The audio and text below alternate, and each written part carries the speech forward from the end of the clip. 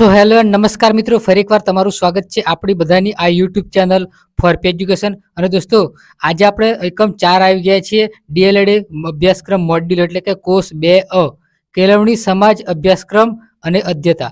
એમાં આપણે એકમ નંબર 4 આવી ગયા છીએ, જ્ઞાન અને અભ્યાસક્રમ. બરાબર, એમાં એકમનું નામ છે જ્ઞાન અને અભ્યાસક્રમ. એમાં જ્ઞાન, બુદ્ધિ, સમજ આ બધાની વિશે માહિતી આજના વિડીયોમાં આપણે મેળવવાના છીએ.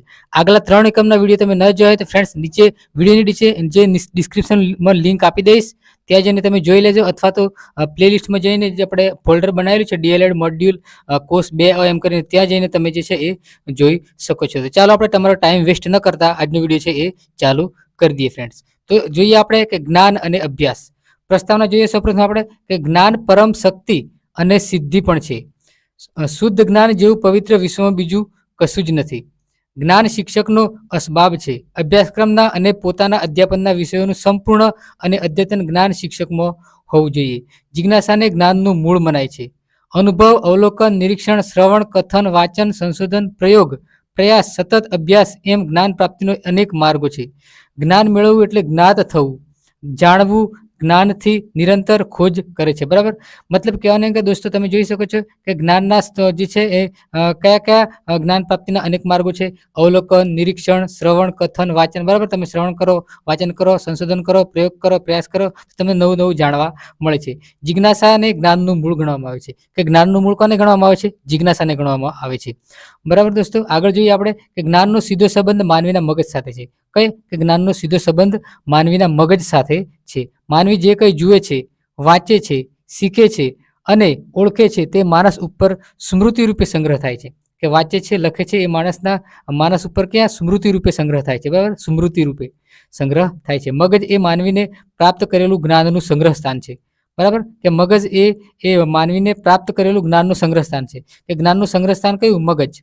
વિજ્ઞાને પણ એ સિદ્ધ કર્યું છે કે મગજ જ્ઞાન ઉત્પન્ન કરતું નથી, પરંતુ તેના સ્મૃતિ ભંડારમાં સંગ્રહ કરે છે. કે મગજ છે એ જ્ઞાન ઉત્પન્ન કરતું નથી. શું કરતું નથી? ઉત્પન્ન કરતું નથી, પરંતુ તે સંગ્રહ કરે છે. બરાબર, કોમ્પ્યુટરની જેમ જે સંગ્રહ કરવાનું કામ મગજ કરે છે.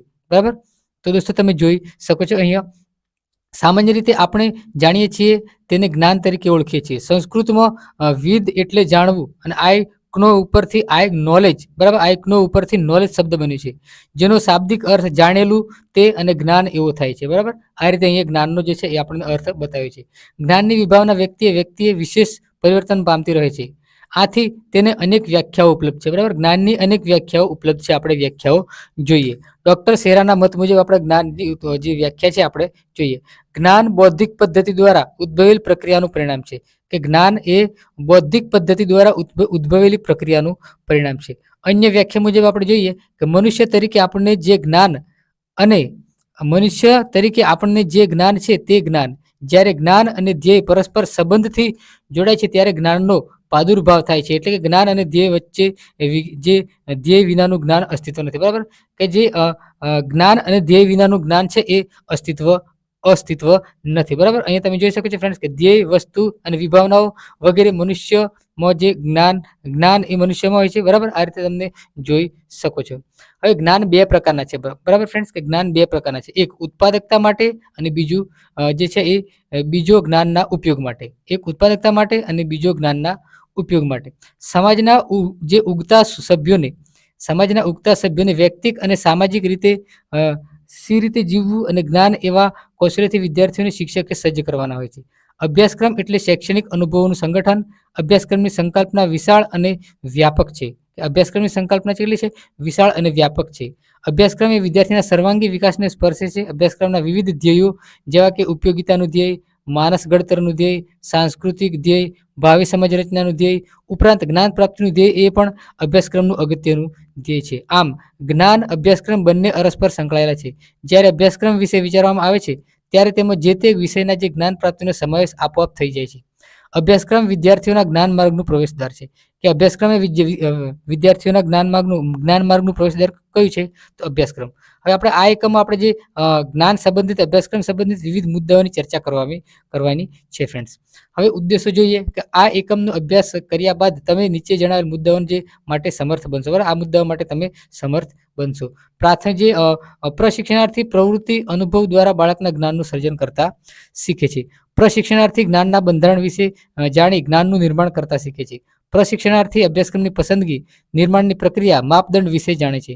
પ્રશિક્ષણાર્થી ખ્યાલની સમજ કેળવે છે. પ્રશિક્ષણાર્થી વિવિધ સામાજિક જૂથના જ્ઞાનનું અભ્યાસક્રમ અને પાઠ્યપુસ્તકના પ્રતિનિધિત્વ વિશે જાણે છે. હવે જ્ઞાનનું બંધારણ અને બાળક દ્વારા જ્ઞાનનું નિર્માણ કેવી રીતે થાય છે એના વિશે આપણે જોઈએ કે જ્ઞાનનું બંધારણ અને બાળક દ્વારા જ્ઞાનનું નિર્માણ કેવી રીતે થાય છે એના વિશે આપણે માહિતી મેળવીએ. જ્ઞાનની કલ્પના સંગઠિત અનુભવના રૂપમાં કરી શકાય છે. કે જ્ઞાનની કલ્પના સંગઠિત અનુભવના રૂપમાં કરી શકાય છે, જે ભાષા અને વિચારના માધ્યમથી અર્થબોધ પેદા થાય છે, કે અર્થબોધ પેદા કરે છે. મનુષ્ય સમયની સાથે જ્ઞાનની પદ્ધતિઓ પણ વિકસતી કરી છે. બરાબર, કે મનુષ્ય સમયની સાથે જ્ઞાનની પદ્ધતિઓ છે એ પણ વિકસતી કરી છે. જ્ઞાનનો અર્થ થાય છે કાર્ય કે ભાષાના માધ્યમથી પોતાને અને દુનિયાને સમજવી. કે જે જ્ઞાનનો અર્થ શું થાય છે ફ્રેન્ડ્સ? કે ભાષાના માધ્યમથી કાર્ય કે ભાષાના માધ્યમથી પોતાને દુનિયાને સમજવી, કે આપણે પોતે દુનિયા સમજીએ છીએ તેને આપણે જ્ઞાન કહીએ છીએ. સાર્થક ભણતરનો અર્થ જાણકારી મેળવવી એવો થાય છે નહીં કે રટણ કરવું. બરાબર, કે જે સાર્થક ભણતરનો અર્થ જાણકારી મેળવવી એવો થાય છે, નહીં કે તે રટણ કરવું એવું થાય. બરાબર. હવે જો કે જ્ઞાનજન્ય પરિસ્થિતિને બુદ્ધિથી જુએ છે. પરિસ્થિતિનું બૌદ્ધિક ખ્યાલથી પૃથ્થકરણ કરે છે. બુદ્ધિ તથા તર્કથી ઉત્કલ્પના બાંધે છે. ઉત્કલ્પનાની ચકાસણી કરે છે. જ્ઞાનજન્ય પરિસ્થિતિ શું કરે છે? જ્ઞાન પરિસ્થિતિમાં બરાબર ઉત્કલ્પનાની ચકાસણી કરે છે. હવે ચિંતનશીલતા, જ્ઞાન પોતાની મૌલિકતા અને સર્જનશીલતામાં રહેલું હોય છે. ગુરુ પાસેથી જ નહીં, અન્ય સ્ત્રોતો પાસેથી પણ જ્ઞાન સંપાદન કરી શકાય છે. બરાબર, આપણે ગુરુ પાસેથી એટલું જ્ઞાન નથી મળી શકતા. અન્ય વ્યક્તિને આપણને નવું જાણવા મળે, મતલબ કે જે કંઈ આપણે નવું જાણવા મળે તેને આપણે જ્ઞાન લીધેલું એમ કહીએ છીએ. વિવિધ વિષયો અને વિવિધ પ્રકારોનું જ્ઞાન માણસ ધરાવે છે. માણસ જે વિવિધ વિષયો અને પ્રકારનું જ્ઞાન ધરાવે છે. બુદ્ધિમાન અભ્યાસીઓ માટે જ્ઞાન જે છે સર્જિત કરવું મુશ્કેલ નથી. બરાબર, બુદ્ધિમાન અને અભ્યાસીઓ માટે જે છે જ્ઞાન સર્જન કરવું એ કોઈ મોટી વાત નથી ફ્રેન્ડ્સ. બરાબર, એના માટે કોઈ મુશ્કેલ કામ નથી. જ્ઞાન મસ્તિષ્કમાં કઈ રીતે પ્રવેશે છે? પોતે મેળવવા ઝંખે છે તે જ્ઞાન પોતેનું થયું છે તેની માણસને શી ખબર પડે? મેળવેલું સાચું છે તે કઈ રીતે ખબર પડે? આ અને આના જેવા જ્ઞાન સંબંધી પ્રશ્નો મનમાં તમારે ઉદ્ભવતા હશે. બરાબર, કે જે છે જ્ઞાન કઈ માણસના માથામાં એટલે મસ્તિષ્કમાં જતું હશે? માણસ પોતે જે જ્ઞાન મેળવ્યું છે સાચું છે કે ખોટું છે? પોતે જ્ઞાન મેળવવા ઝંખે છે? આ બધા પ્રશ્નોનો જવાબ આપણે તમને મળી જશે ફ્રેન્ડ્સ. બરાબર, આ એકમની અંદર જ્ઞાન, માહિતી, જાણકારી એ અનુભવનું પાયાનું તથ્ય છે. કે અનુભવનું પાયાનું તથ્ય કયું છે? જ્ઞાન, માહિતી, જાણકારી એ અનુભવનું પાયાનું તથ્ય છે. જોવું, સાંભળવું વગેરે જેમ આની પણ પૂરેપૂરી વ્યાખ્યા શક્ય નથી. જ્ઞાન માહિતીમાં 3 તત્વોનો સમાવેશ થાય છે. બરાબર, કે જ્ઞાન માહિતીમાં 3 તથ્યોનો જે છે એ તત્વોનો સમાવેશ થાય છે. જ્ઞાત, કે દોસ્તો અહીં તમે જોઈ શકો જ્ઞાતા સબ્જેક્ટ, જે જાણે છે તે માણસ, હું પોતે. બરાબર, જે જાણે છે એ માણસ પોતે સબ્જેક્ટ. જ્ઞાતા એટલે જ્ઞેય એટલે જે કંઈ જાણવાનું છે તે જ્ઞાનનો વિષય. બરાબર, જ્ઞેય એટલે શું? જે કંઈ આપણે જાણવાનું છે એ જ્ઞાનનો વિષય. જ્ઞાન ક્રિયા, કે જે એક્ટ ઓફ ધ નોવિંગ એટલે જ્ઞેયને જે જ્ઞાતા સમક્ષ લાવી મૂકે છે તે, કે જ્ઞેયને તે જ્ઞાતા તરફ લાવી મૂકે છે તે. બરાબર, કે જ્ઞેયને તે જ્ઞાતા તરફ લાવી મૂકે છે તે. તો દોસ્તો જે જ્ઞાનનો વિષય છે તે માણસ પોતે સમક્ષ લાવી મૂકે છે તેને આપણે જ્ઞાન અને જ્ઞેયની ઉપસ્થિતિ સમાન ગણીએ છીએ. બરાબર, આ શબ્દોમાં તમને ખબર પડી ગઈ છે ફ્રેન્ડ્સ કે જ્ઞાતા એટલે માણસ પોતે જે જાણે છે તે, જ્ઞેય એટલે જે કંઈ જાણવાનું છે તે, અને જ્ઞાનની ક્રિયા એટલે જે જ્ઞાન મેળવવાનું છે, અને જે જ્ઞાતા બંને વચ્ચે જે ક્રિયા થાય છે એને આપણે જ્ઞાનની ક્રિયા કહીએ છીએ. જ્ઞાન પ્રત્યે મનનું વલણ 3 પ્રકારનું છે. કે જ્ઞાન પ્રત્યે મનનું વલણ કેટલા પ્રકારનું છે? 3 પ્રકારનું છે. કે સંશય. બરાબર, એ મનની એક એવી સ્થિતિ છે જેમાં નિર્ણય સાચો છે કે ખોટો એ નક્કી કરવાની મનની અશક્તિ કારણે નિર્ણય વિલંબમાં પરિણમે છે. સંશય વિધાયક પણ હોય છે અને નિષેધક પણ હોઈ શકે છે. બરાબર, જ્ઞાન છે એ નિષેધક પણ હોઈ શકે અને વિધાયક પણ હોઈ શકે છે. અભિપ્રાય, મનની એક એવી સ્થિતિ છે કે જેમાં નિર્ણયની સત્યતા નક્કી થાય છે પરંતુ ત્રુટીની શક્યતાઓનો ભય તોળાતો હોય છે. કે જે નિશ્ચિતતા મનની એક એવી સ્થિતિ છે જેમાં ત્રુટિની શક્યતા ભય વિનાનો નિર્ણયનો દ્રઢપણે સ્વીકાર થાય છે. બરાબર, કે સંશય છે એ જ્ઞાન સાચું છે કે ખોટું છે એ નક્કી કરતું નથી. અભિપ્રાય છે એ સ્થિતિ એવી છે કે જે સત્યતા નક્કી કરે છે, અને તે જે નિશ્ચિતતા છે એ જ્ઞાન, એ મન છે એ નિશ્ચિત મન છે એ જ્ઞાનને નિશ્ચિત કરે છે સાચું છે કે ખોટું, સાચું છે એમ. બરાબર, હવે જો જ્ઞાનનું આપણે બંધારણ જોઈએ, તમે જોઈ શકો છો ફ્રેન્ડ્સ કે જ્ઞાનની તરાહ એક પ્રકારની સંરચના છે. જ્ઞાનને નાના નાના અંશોમાં જોવામાં આવતું નથી. જ્ઞાન હંમેશા પૂર્ણ જ હોય છે. જ્ઞાનનું બંધારણ નીચેની આકૃતિમાં આપણે વધુ સ્પષ્ટ થશે તમને. બરાબર, હવે દોસ્તો તમે જોઈ શકો છો કે જે સંકલ્પનાત્મક જ્ઞાન, બરાબર, અને ક્રિયાત્મક અને પ્રક્રિયાત્મક સંબંધિત જ્ઞાન. હવે દોસ્તો સમસ્યા સંબંધિત જ્ઞાન, નબળી અને સંપૂર્ણ અસંબંધીય કડીઓ, મહાવરા અને દઢીકરણથી સબળ જ્ઞાન. બરાબર, આ પ્રકારના અહીંયા તમને જ્ઞાન જોઈ શકો છો ફ્રેન્ડ્સ. બરાબર, અહીંયા તમે જોઈ શકો 5ની આ સંકલ્પનાત્મક જ્ઞાન જોઈ શકો તમે. આ જે ટપકા દેખાય છે ફ્રેન્ડ, તમે જોઈ શકો છો. બરાબર, અને ક્રિયાત્મક અને પ્રક્રિયા સંબંધિત, જો એક પરથી એકબીજા પર ક્રિયા થાય છે. અહીંયા જે સમસ્યા સંબંધિત જ્ઞાન છે, જો આ ટપકા બધા અલગ અલગ છે એટલે વધારે સમસ્યા છે. હવે ઉપરોક્ત આકૃતિમાં દર્શાવ્યા મુજબ ક્રિયા દ્વારા અપાતું જ્ઞાન વધુ અસરકારક હોય છે. કે દોસ્તો ક્રિયા દ્વારા અપાતું જ્ઞાન આ જો વધુ અસરકારક હોય છે, એટલે એકબીજાને વધારે અસર થાય છે. વારંવાર મહાવરો દઢીકરણ દ્વારા મજબૂત બને છે. બરાબર, કે મહાવરો દ્વારા જે છે એ વધારે દઢીકરણ બને છે ક્રિયાત્મક જ્ઞાન. બરાબર ફ્રેન્ડ્સ, હવે દોસ્તો ક્રિયા દ્વારા જે શિક્ષણના પ્રખર હિમાયતી જોહન ડુઈના મતે મુજબ, જે જોહન ડુઈના મત મુજબ ક્રિયા દ્વારા મેળવેલું જ્ઞાન લાંબા સમય સુધી યાદ રહે છે. કે ક્રિયા દ્વારા જ્ઞાન મેળવવાની હિમાયત કોણે કરી હતી? જોહન ડુઈએ કરી હતી. કોણે? જોહન ડુઈએ. જ્યારે સંકલ્પના સંબંધિત જ્ઞાન ક્યારેય ચોક્કસ જોડાણના અભાવે નબળું બની જાય છે. આથી બાળકો વધુ પ્રવૃત્ત ક્રિયા દ્વારા અપાતું જ્ઞાન વધુ સારી રીતે યાદ રાખી શકે છે. હવે દોસ્તો ઉપરોક્ત જે આપણે તમે જોઈશું કે મહાવરો બાળકોને એકની એક વિગતો મહાવરો થવાથી તેના પ્રાંતમાં વધારે થાય છે. દાખલા તરીકે કાવ્યગાન ફરી ગવડાવવામાં આવે તો બાળક સહેલાઈથી યાદ રાખી શકે છે. શોધ, બાળકને કોઈ સમસ્યા આપી તેનો ઉકેલ લાવવાનો પ્રયાસ કરવા દેવો, એટલે દાખલા તરીકે કોયડા ઉકેલ, અધૂરી વાર્તા પૂરી કરવી. અહીંયા જે શિક્ષક માત્ર સહાય તરીકેની ભૂમિકા ભજવવાની હોય છે. તપાસ આપણે જોઈએ કે જે વર્ગ શિક્ષણ દરમિયાન ચર્ચાનું વાતાવરણ નિર્માણ થાય છે. બાળકોના મનમાં પ્રશ્નો ઉદ્ભવે છે. શિક્ષક પ્રશ્નોના સંતોષકારક જવાબ આપવાનો પ્રયાસ કરે છે. દાખલા તરીકે શિયાળામાં શા માટે ઠંડી પડે છે? ઉનાળામાં શા માટે ગરમી પડે છે? બરાબર, આ રીતના જે છે એ બાળક સતત પ્રશ્નો કરતું હોય છે. ભાષામાં, બરાબર, ભાષા વર્ગમાં શિક્ષક અને વિદ્યાર્થી વચ્ચેની આંતરક્રિયા દરમિયાન ભાષા અગત્યનું માધ્યમ છે. વર્ગમાં બાળકોને સમજાય એવી સરળ ભાષાનો ઉપયોગ શિક્ષકે કરે તો જ્ઞાનની પ્રક્રિયા અસરકારક બને છે. બરાબર, કે જે વર્ગમાં બાળકને સમજણ આવે એવી ભાષામાં આપણે જે છે એ પ્રત્યાયન કરવાનું છે. એટલે કે તેમને જે છે બાળકને જોડે આપણે વાતો કરવાની, એટલે કે પાઠ જે કંઈક તમે વાતચીત કરો છો એ બાળકને એમની ભાષામાં કરવાની હોય છે. દાખલા તરીકે આદિવાસી વિસ્તારની શાળાઓમાં ત્યાંની સ્થાનિક બોલીનો ઉપયોગ શિક્ષક ભાષાના માધ્યમ દ્વારા કરે તો બાળકો તે વધુ સારી રીતે ગ્રહણ કરી શકે છે. બરાબર, કે જે આદિવાસી વિસ્તારમાં જે શાળાઓ આવેલી છે તે આદિવાસી વિસ્તારની બોલીમાં જો શિક્ષક બોલી શીખી જાય તો તે પ્રત્યાયન સારું થાય છે, અને શિક્ષક વિદ્યાર્થીને સારી રીતે ભણાવી શકે અને વિદ્યાર્થી પણ સારી રીતે ભણી શકે છે ફ્રેન્ડ્સ. બરાબર, હવે દોસ્તો જો સંવાદ, જ્ઞાનની પ્રક્રિયાનું ખૂબ અગત્યનું પરિબળ એટલે સંવાદ. બાળક વચ્ચેનું હોઈ શકે છે, બે જૂથો વચ્ચેનો હોઈ શકે છે, શિક્ષક અને બાળક વચ્ચેનો હોઈ શકે. સંવાદ કોઈ બી વચ્ચે હોઈ શકે છે. બાળક વચ્ચે હોઈ શકે છે સંવાદ, શિક્ષક વિદ્યાર્થી વચ્ચે હોઈ શકે છે, આચાર્ય અને શિક્ષક વચ્ચે હોઈ શકે છે, બાળક વચ્ચે, જૂથ વચ્ચે, કોઈ પણ વચ્ચે સંવાદ થઈ શકે છે. હવે પ્રતિચાર, પ્રતિપોષણ શબ્દ પણ વપરાય છે. પ્રતિચાર માટે પ્રતિપોષણ શબ્દ પણ વપરાય છે. બાળકના દરેક પ્રતિભાવને હકારાત્મક રીતે બિરદાવવું, દાખલા તરીકે શાબાશ, સરસ, યોગ્ય જવાબ, બરાબર, સુદઢીકરણ કહીએ છીએ. બરાબર, આ આપણે જે છે એ તમે જોઈ શકો છો કૌશલ્ય, સુદઢીકરણ કૌશલ્ય એમ કહીએ છીએ. વાર્તાલાપ, બાળકો સ્વાધ્યાય સાથે શિક્ષક દ્વારા જૂથ કાર્ય દરમિયાન વિચારોની આપ લે કરે છે. દાખલા તરીકે મારો પ્રિય તહેવાર, મારી પ્રિય રમત, આ રીતની જે છે વિચારોની જે વાર્તાઓ કરાવવાની હોય છે. સંબંધ, જ્ઞાન નિર્માણની પ્રક્રિયામાં બાળક અને શિક્ષક વચ્ચેનો સંબંધ ખૂબ જ અગત્યનું પરિબળ બને છે.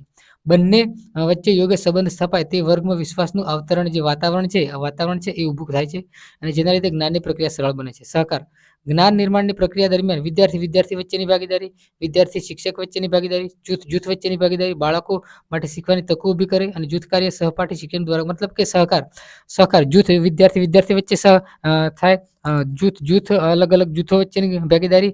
આ રીતે જે દરમિયાન જે સહકાર આપવાનો છે તે સહકાર દ્વારા જે છે જ્ઞાન મેળવી શકે છે. હવે વિવિધ પ્રકારના જ્ઞાન અને તેની યથાર્થતા, બરાબર, કે વિવિધ પ્રકારના જ્ઞાન અને તેની યથાર્થતા છે આપણે જોઈએ. જ્ઞાન શબ્દથી દરેક લોકો પરિચિત છે. મતલબ, બરાબર ફ્રેન્ડ્સ, જ્ઞાન શબ્દથી દરેક લોકો પરિચિત છે. સામાન્ય રીતે આ શબ્દ પ્રત્યેક વ્યક્તિ દ્વારા કોઈને કોઈ પરિસ્થિતિ અને સંદર્ભમાં પ્રયોજાય છે. જ્ઞાન શબ્દનો અર્થ અલગ પરિસ્થિતિમાં અલગ થાય છે. જ્યારે આપણે કહીએ છીએ કે હું જાણું છું, મને ખબર છે, પ્રત્યક્ષ અનુભવ, પ્રાયોગિક કૌશલ્ય તથા જાણકારી દ્વારા કોઈ તત્વ અથવા વ્યક્તિનો પરિચય થાય તેને જ્ઞાન થયું એમ કહીએ છીએ. જ્ઞાન વાસ્તવમાં જ્ઞાનેન્દ્રિયો દ્વારા પ્રાપ્ત બૌદ્ધિક અનુભવો છે. પ્રયોગ તેમજ અનુભવોથી જ્ઞાન પ્રાપ્તિ થાય છે. જ્ઞાન શબ્દને વિશ્વાસનો પર્યાય પણ માનવામાં આવે છે. વિશ્વનો શાબ્દિક અર્થ એ છે કે દોસ્તો કે વિશ્વાસનો શાબ્દિક અર્થ એ છે કે કોઈ વ્યક્તિ અથવા વસ્તુ પ્રત્યે કાયમી દૃઢ વિશ્વાસ કરી શકે છે. આથી જ્ઞાન ન્યાયપૂર્વક સત્ય પર આધારિત વિશ્વાસ રાખે છે. જ્ઞાન છે એ ન્યાયપૂર્વક સત્ય પર આધાર રાખે છે. જ્ઞાન બરાબર. ભારતની દરેક શિક્ષણ સંસ્થામાં ધારણા મુજબ જ્ઞાન પ્રાપ્તિમાં નીચેના 3 તત્વો છે. બરાબર.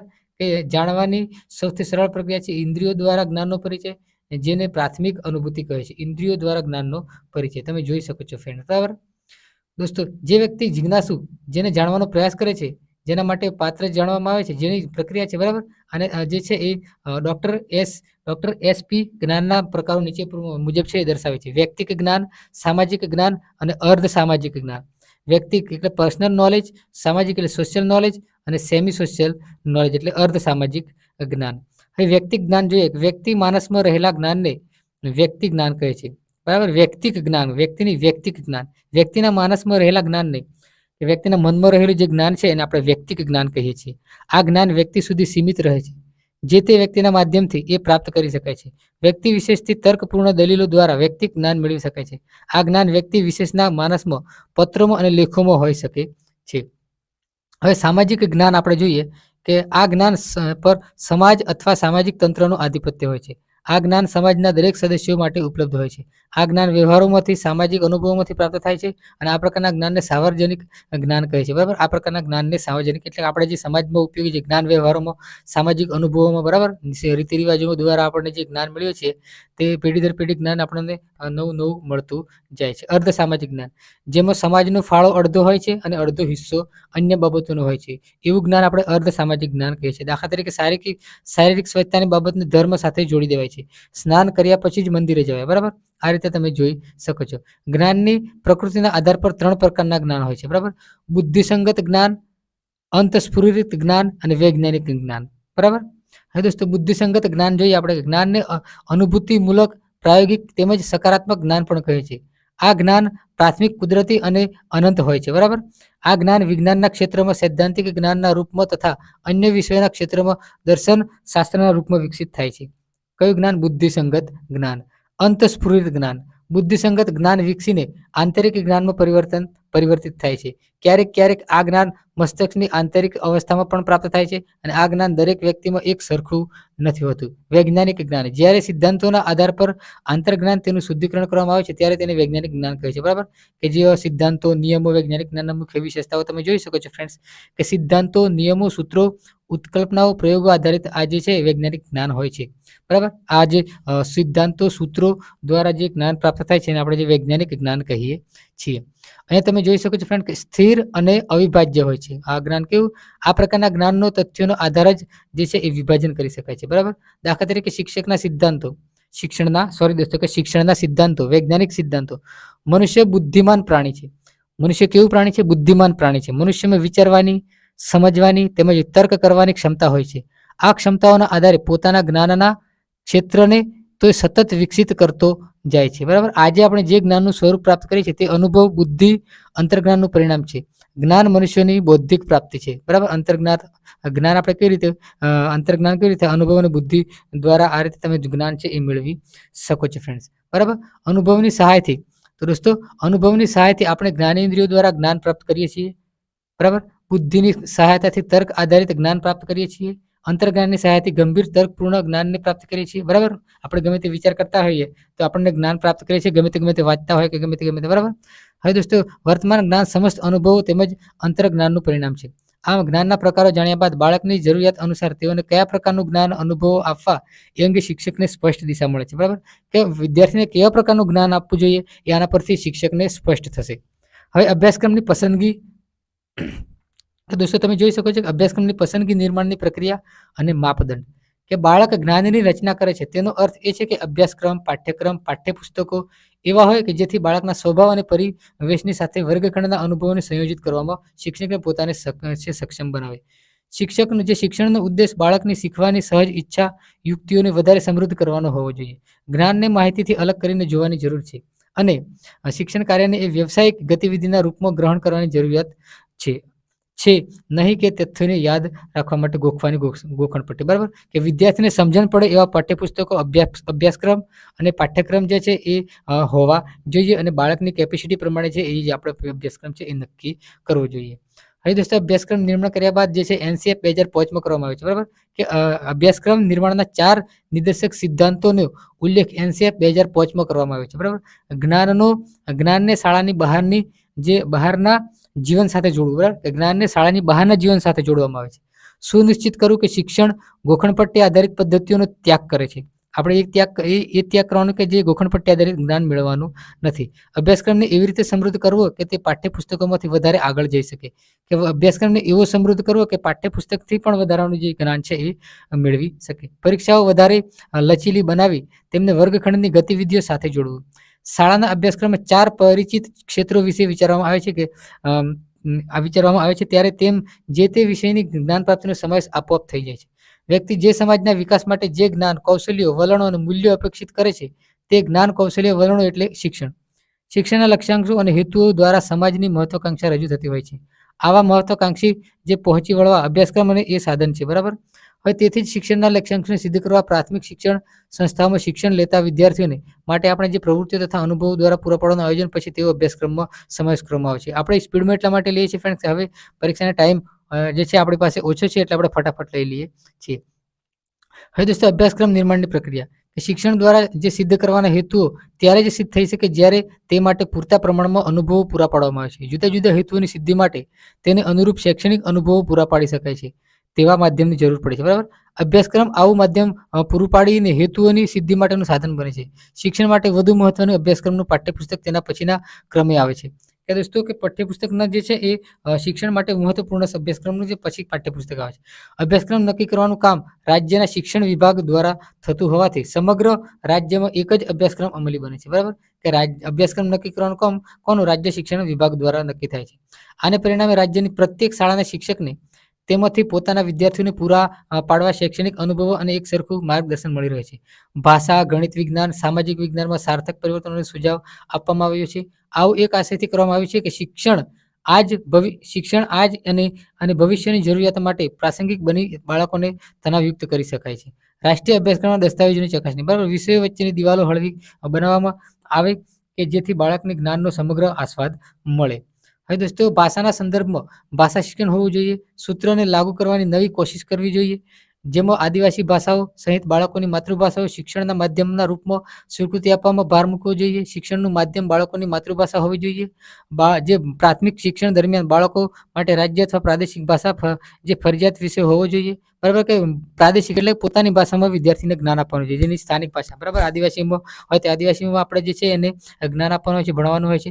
NCFમાં દરેક સ્તરે વિષયના રૂપમાં કલાને સ્થાન આપવાની ભલામણ કરવામાં આવી છે, જે ગાયન, નૃત્ય કલાનો પણ નાટક કલાનો પણ સમાવેશ થાય છે. આજે એવા શિક્ષકો તૈયાર કરવાની જરૂર છે કે જે બાળકોને જરૂરિયાત પ્રમાણે તેમને જ્ઞાન આપી શકે. આજે એવા શિક્ષકો તૈયાર કરવાના કે બાળકની જરૂરિયાત પ્રમાણે બાળક જેવું જ્ઞાન માંગે તેવું જ્ઞાન આપે એવા શિક્ષકો છે એ તૈયાર કરવા જોઈએ ફ્રેન્ડ્સ. બરાબર ક્રમમાં હવે દોસ્તો તમે જોઈ શકો કે માપદંડ. અભ્યાસક્રમ બદલવા માટેના કોઈ પણ પ્રયાસ પાછળ નીચેની બાબતોને ધ્યાનમાં રાખવી જોઈએ. શિક્ષણ પ્રક્રિયા છે જેમાં જ્ઞાન, વિકાસ, વ્યવહારમાં બદલવાની અપેક્ષા રાખવામાં આવે છે. હવે દોસ્તો શિક્ષણ પ્રક્રિયા છે જેમાં જ્ઞાન, વિકાસ, વ્યવહારમાં બદલવાની અપેક્ષા રાખવામાં આવે છે. માત્ર જ્ઞાન મેળવવા પર ભાર ન મૂકવો જોઈએ, પણ વ્યવહારની શિક્ષણને પ્રોત્સાહન આપે. વ્યવહારમાં પણ એ જ્ઞાનનો આપણે ઉપયોગ કરવો જોઈએ. સંસ્થામાં વ્યાખ્યાનો યોજવા જોઈએ. વિદ્યાર્થીઓના સમૂહ પર આધારિત અભ્યાસક્રમ. શાળાઓમાં પ્રશિક્ષણ માટે ઇન્ટર્નશીપનું આયોજન. લોકતાંત્રિક રીતો દ્વારા બાળકોને સ્વ અનુશાસનનો વિકાસ. બહુ માધ્યમનો પરસ્પર સંવાદ સાધનોની જેમ ઉપયોગ. ખ્યાલની સમજ. ખ્યાલ માટે સામાન્ય બોધ શબ્દ પણ વપરાય છે. વસ્તુના ગુણ લક્ષણોની સમાનતાના આધારે વર્ગો પાડ્યાનું વ્યક્તિ શોખીન પ્રતિક્રિયા આપે ત્યારે ખ્યાલ વિકસે છે એમ કહી શકાય. દાખલા તરીકે સફેદ રંગની વસ્તુ, દૂધ, કાગળ, ખાંડ, આ બધું તમે જોઈ શકો છો. પારદર્શક વસ્તુ કાચ, અબરખ પાત્રો તમને જ્ઞાન છે કે દૂધ ધોળું આવે અને જે કાચ છે પારદર્શક આવે છે. હવે દોસ્તો ખ્યાલ માટે બીજી જે છે વિભાવના જોઈએ કે સંકલ્પના પણ વપરાય છે. રોજબરોજના અનુભવમાં વિદ્યાર્થીઓને શીખવતી વખતે જે સરળતા રહે તે માટેના વસ્તુ ઉપયોગના આધારે વ્યવસ્થિત ગોઠવણી કરીએ છીએ. વિભાવનાની મદદથી અર્થ, પ્રકાર, ઉપયોગ, બનાવો, સંબંધો, ક્રિયાઓ, વ્યક્તિઓ અને ગુણધર્મોને જરૂર મુજબ વિવિધ વર્ગોમાં મૂકીએ છીએ. દાખલા તરીકે ઝૂંપડી, તાંબુ, બંગલો, એપાર્ટમેન્ટ. વિભાવના, વિભાવના અને ઘર, બરાબર. ખ્યાલ એ જ્ઞાન પ્રાપ્તિ માટે અત્યંત જરૂરી મનોવ્યાપાર છે. ખ્યાલ એ જ્ઞાન પ્રાપ્તિ માટેનો અત્યંત મનોવ્યાપાર છે, જે બરાબર અત્યંત જરૂરી મનોવ્યાપાર છે. ખ્યાલ વિના જ્ઞાન પ્રાપ્તિ શક્ય નથી, કે ખ્યાલ વિના જ્ઞાન પ્રાપ્તિ શક્ય નથી. આ ખ્યાલની રચના માનવીના મગજમાં થાય છે. ખ્યાલની રચનામાં માનવીને થતા જે ઇન્દ્રિયજન્ય, બુદ્ધિજન્ય, અંતઃસ્ફુરિત અનુભવો અગત્યનો ભાગ ભજવે છે. વ્યક્તિ જ્યારે પુસ્તકની ગેરહાજરીમાં પુસ્તક વિશેની કલ્પના કરે છે, ત્યારે તે પુસ્તકનો આકાર, તેના જે માન ચક્ષુ સામે આકાર આવે છે, જેના પરિણામને સમગ્ર પુસ્તકના સમૂહ વિશેની કલ્પના શક્ય બને છે. પુસ્તકોના સમૂહ, રંગ, આકાર, કદ, કિંમત વગેરે ભિન્ન ભિન્ન હોવા છતાં આપણને તે માનસ પટલમાં, દાખલા તરીકે મનુષ્યને વાંચવાનું, માણસને વાંચવાનો ખ્યાલ આવે તો તેને એક ચોપડી દેખાય. ચોપડીમાં અલગ અલગ જે પ્રકારના પાના હોય એ દેખાય, કયા પાન નંબર, કેવા પ્રકારની ડિઝાઇન અંદર છે તે એને માનસ પટ પર દેખાય છે. તો દોસ્તો, જે વિચારની પૂર્વ અવસ્થા અને સંવેદ, બરાબર, એકાદ પ્રાથમિક ઇન્દ્રિય દ્વારા એક અર્થહીન છાપ ઉદ્ભવે છે અને સ્મૃતિમાં સંગ્રહાય છે, તેને શુદ્ધ સંવેદન કહે છે. બરાબર, કે એકાદ જે છાપ છે એ માણસના સ્મૃતિમાં સંગ્રહાય છે, એને આપણે શુદ્ધ સંવેદન કહીએ છીએ. સંવેદન વિશ્વ સાથેના આંતરવ્યવહારનું પ્રથમ સોપાન છે. દાખલા તરીકે બાળક જન્મે છે, તે તેની કર્ણેન્દ્રિયો દ્વારા કોઈક અવાજ સાંભળે છે, દ્રષ્ટિથી પ્રકાશ જુએ છે, જેની અસર મજ્જાતંત્રને અને સંવેદના થાય છે. આ સંવેદન તેની સ્મૃતિમાં સંગ્રહાય છે. બરાબર, કે બાળક જન્મે છે ત્યારબાદ તેને સૌપ્રથમ જે છે તેને પ્રકાશ પડે છે, અથવા તો તેને જે કંઈ જોઈએ છે તેના માનસ પટલમાં તે છવાઈ જાય છે. વિચારની પૂર્વ આસ્થા અને સંવેદન, એકાદ પ્રાથમિક ઇન્દ્રિય દ્વારા એક અર્થહીન છાપ ઉદ્ભવે છે અને સ્મૃતિમાં સંગ્રહાય છે. બરાબર, અર્થ વગરની જે સ્મૃતિ ઉદ્ભવે છે તેને વિચાર પૂર્વની અવસ્થા કહીએ છીએ. હવે દોસ્તો, આપણે જોઈએ કે પ્રત્યક્ષીકરણ. સંવેદના સંદર્ભમાં પ્રત્યક્ષીકરણ એ મનની બહારની વસ્તુ છે, પ્રત્યક્ષ સાથે સંબંધ ધરાવે છે. સંવેદનને જ્યારે અર્થ પ્રાપ્ત થાય છે ત્યારે તેને પ્રત્યક્ષ જ્ઞાન કહે છે. જે માનસિક ક્રિયાથી આપણને પ્રત્યક્ષ જ્ઞાન થાય છે તેને પ્રત્યક્ષીકરણ કહે છે. પ્રત્યક્ષીકરણનો મૂળ આધાર સંવેદન છે. બરાબર, કે પ્રત્યક્ષીકરણનો મૂળ આધાર કયો છે? સંવેદન છે. સંવેદનની સરખામણીએ પ્રત્યક્ષીકરણ એ જટિલ માનસિક પ્રક્રિયા છે. દાખલા તરીકે આકાશમાં તરતા જે પ્રકાશિત બિંદુઓ એ દ્રષ્ટિ દ્વારા ઝીલાતું એક પ્રકાશનું સંવેદન છે. દ્રષ્ટિ દ્વારા ઉદ્ભવતી છાપને તારા સાથે સીધો જ સંબંધ છે. સ્મૃતિમાં પડેલી પ્રકાશિત બિંદુની છાપ એ સંવેદન છે અને ચમકતા તારા એ પ્રત્યક્ષીકરણ છે. આમ રોજિંદા જીવનમાં થતા સંવેદનોનું આપણે અર્થઘટન કરીએ છીએ, જેમ કે વહેતી સરિતાનો અવાજ, ગુલાબની સુગંધ, જે સિતારાનો અવાજ. આમ સંવેદનાને આપણે અર્થ આપીએ છીએ અને પ્રત્યક્ષીકરણની પ્રક્રિયા કરીએ છીએ. હવે દોસ્તો, આપણે જોઈએ કે સંયોજિત સંવેદન. કે સંયોજિત સંવેદન એટલે શું? કે સંયોજિત સંવેદન એટલે એક જ સમયે બે કે તેથી વધારે શુદ્ધ સંવેદનના પરિણામો ઉદ્ભવતી છાપ જે સ્મૃતિમાં સંગ્રહાય છે. બરાબર, એક સાથે આપણે બે પરિણામ આપણા મગજ અંદર ઉદ્ભવે છે, મતલબ કે છાપ પડે છે, તેને જ આપણે જે છે એ સંયોજિત સંવેદન કહીએ છીએ. જેમ કે નાનું બાળક તેની શ્રવણેન્દ્રિયો અને ચીચી અવાજ સાંભળે છે. આ એક શુદ્ધ સંવેદન, અને શુદ્ધ સંવેદનની છાપ તેના માનસ પટલમાં સ્મૃતિ જે છે એ રૂપે પડે છે. બીજી વસ્તુ, તેની દ્રષ્ટિ દ્વારા જોઈએ કે ચકલી જુએ છે, ચકલીનો આકાર સ્મૃતિમાં કંડારાય છે અને એ બીજી શુદ્ધ સંવેદન છે. બરાબર, દ્રષ્ટિ, શ્રવણ દ્વારા ઉદ્ભવેલા આ બંને શુદ્ધ સંવેદનો તેના માનસ પટલમાં એક જ સમયે પડે છે. આથી ચીચી કરતી ચકલી એ સંયોજિત સંવેદન છે. ચકલીને જુએ છે અને તેનો અવાજ પણ સાંભળે છે. બરાબર, આ બે છે એ સંયોજિત સંવેદન તરીકે ઓળખાય છે. આમ વિવિધ સંવેદનો તથા મિશ્ર સંવેદનો માનસ પટમાં સ્મૃતિ રૂપે સંગ્રહાય છે. બરાબર, કે માનસ પટમાં સ્મૃતિ રૂપે જે છે એ સંવેદનો સંગ્રહાય છે. હવે દોસ્તો, ઉપરોક્ત બાબતોને ખ્યાલમાં રાખીને વિશિષ્ટ મહત્વ દર્શાવ્યું છે. બરાબર, આમ સમગ્ર એકમનો આપણે જે છે એ જે છે થોડુંક સારાંશ જોઈ લઈએ. આ પ્રસ્તુત એકમ આપણે જ્ઞાનના નિર્માણનું માત્ર જ્ઞાન પરિશિક્ષણનું મહત્વનું ન ગણતા જ્ઞાનનું સર્જન થયું છે એવી રીતે ગણવામાં આવ્યું છે. તમે જોઈ શકો છો ફ્રેન્ડ્સ, કે જે આપણા આ એકમની અંદર જ્ઞાન વિશે જોયું, બુદ્ધિ વિશે, જે કેવી રીતે જ્ઞાન મેળવી શકાય છે તે બધી જ માહિતી આ એકમનો આપણે મેળવી. વિડીયો જોવા બદલ તમારો ખૂબ ખૂબ આભાર.